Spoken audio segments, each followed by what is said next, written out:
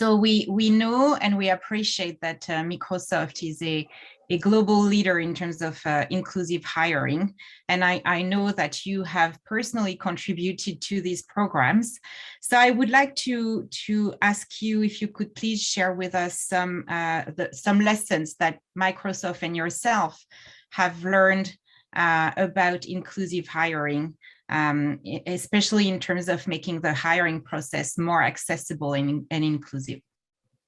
Certainly. Thank you for the time. So I am definitely honored to be here to speak to you about some of the work that Microsoft has done. And as mentioned, I was able to help with our Canadian, it was called our autism hiring event at the time, but it's now our neurodiversity hiring program.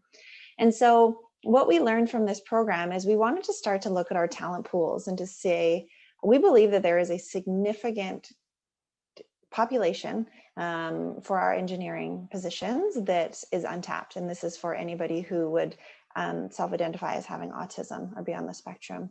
And so what we did was we wanted to take a look at how can we attract this talent pool. And so some of the things we learned starting in the process, and I'll speak to a few different parts of our kind of hiring and interview process, was looking at our job descriptions. And so starting at our job descriptions to see how many requirements and qualifications were actually required for the job and how many were just nice to have. And so understanding that, and I think Sharon or somebody was speaking to it at the beginning about how people self-select out before they even apply.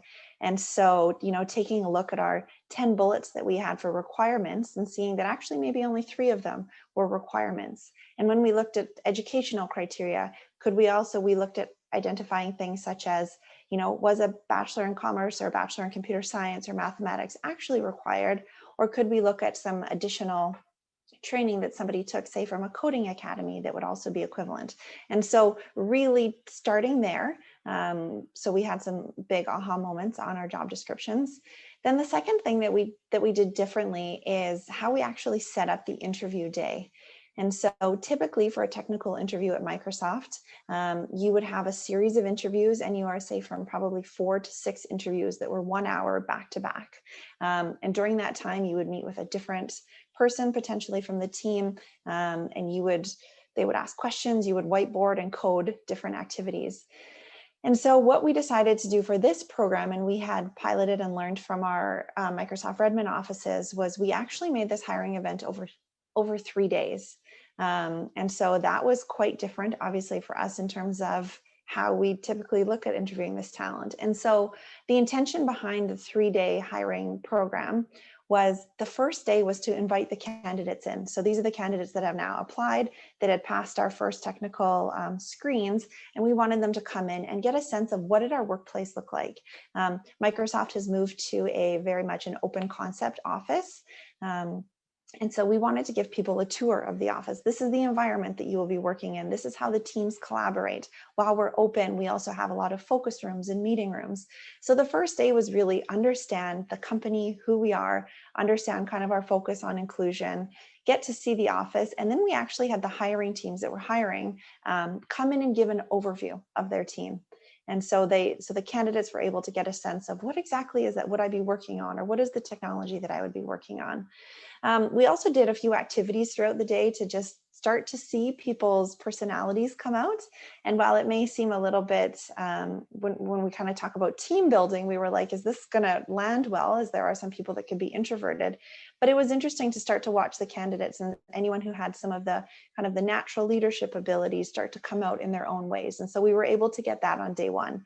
The second day, what we did was we then set up what was called mock interviews or practice interviews. And so we started the beginning of the day with any kind of questions or tips that these candidates had.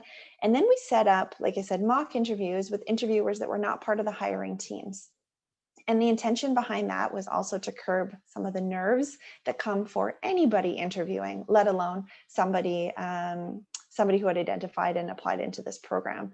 And so they went through different coding exercises, came back in, and then we did a debrief with a second group of managers. So again, not related to the teams that they would be hiring on, where they were able to ask their questions and say, hey, I really got stumped on this part on the whiteboarding activity. What would you recommend?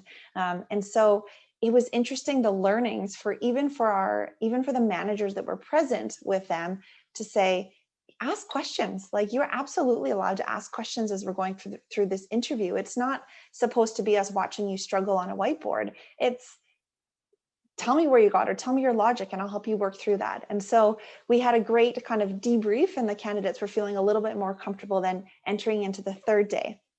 And so the third day was where they were actually interviewing with the teams that were hiring. And so they had these prep interviews, they'd had some debriefs, and then they moved forward. And what we found with those was we had briefed some of the hiring managers to say nerves are going to be showing up in these interviews, and start to kind of really notice how the candidate is feeling. And if you need to adjust your strategy or your tactics for how you typically interview, please do that.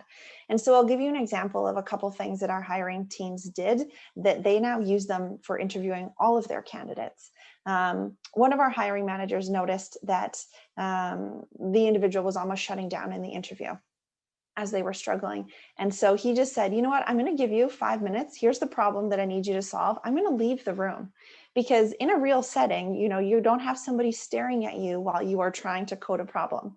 You are able to ask your coworker, you are able to look up on a wiki. And so just stepping outside of the room and giving them the opportunity to think and pause and regroup was significant. We had another individual that again got super nervous. And so what the hiring manager did was said, let's go for a walk.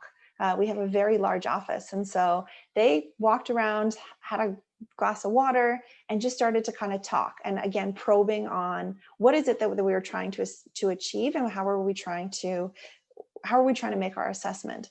And so at the end of it, what was very interesting to see was how the hiring managers realized how they were typically interviewing before, how non-inclusive it was, and how it really could force anybody to shut down. And I think kind of our biggest learning from it that I would share is that we actually had a candidate who had come in and applied through our regular application process, which of course we say, if you require an accommodation, please let us know. I don't believe many candidates would ask for an accommodation for the interview process, as they might not know.